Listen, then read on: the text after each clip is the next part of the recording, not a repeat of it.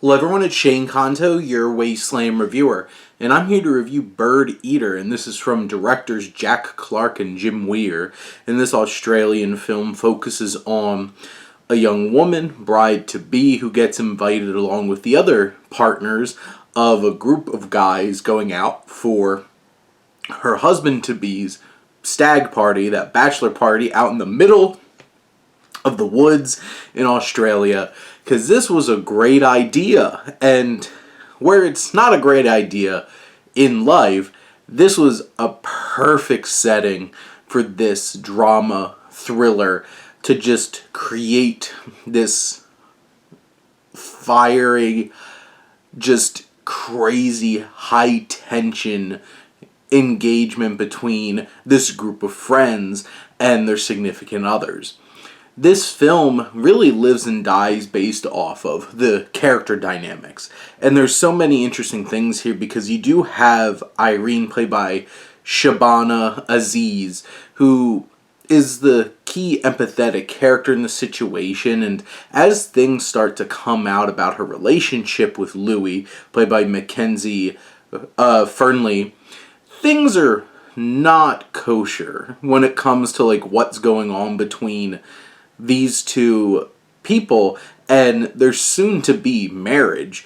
And there's some not great things happening that Louis doing to Irene and why Irene's still in this relationship. And this film does a great job of building up that tension and peeling back the layers and using flashbacks to show us just how toxic this dynamic is.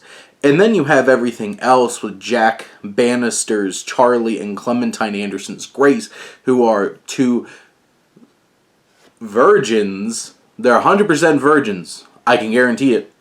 And they're very conservative, more religious people, with Charlie trying to really support his best friend Louis and defending him, and Grace being like, Irene, you're not in a great relationship. And then you have Ben Hunter's Dylan, who I feel like is the standout here. He is like the obnoxious friend who is so much and so unhinged at times in this film.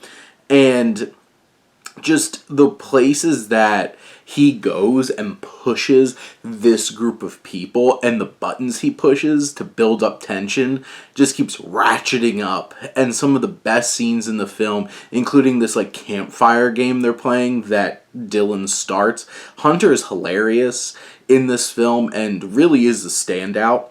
And then you have Irene's friend, maybe closer than friends. And then you have Murph, who played by Alfie Glenhill, who's, I feel like he's like the odd one out. He's kind of just there.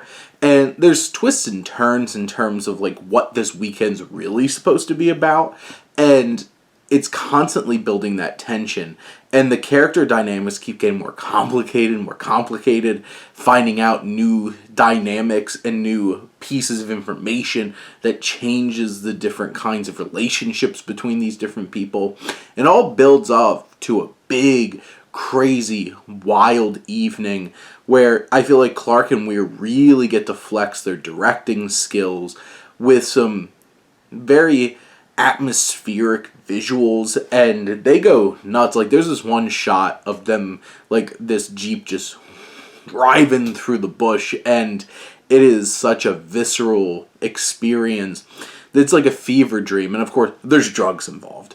There's all these crazy things, and this film deals with some deep, impactful themes like toxic relationships and, you know, the horrible places that certain people in this particular situation, potentially men, what they'll do to trap women in certain situations. And it's the toxicity levels in terms of this whole group of people is off the charts. And just the screenplay is sharp.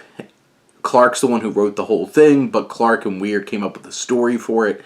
It's just so many just biting lines, great banter, and throughout this film, it's just a heightening, intense experience that has a lot to say about relationships and friendships and dynamics. And it's one of those kinds of films by the end, you're gonna feel a little dirty afterwards, because it's like you were just in the thick of it, of this group of friends, and there's dark stuff that comes to the surface and it all rises to the top.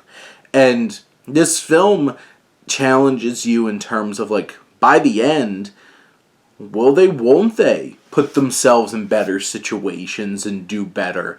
It's very authentic and human and messy. And this film really creates such an impactful, poignant experience. It will put you on edge and is certainly worth the experience. But those are my thoughts on Birdeater. Let me know what you think, and let's talk some movies. But thank you as always for tuning in and supporting your Wasteland reviewer.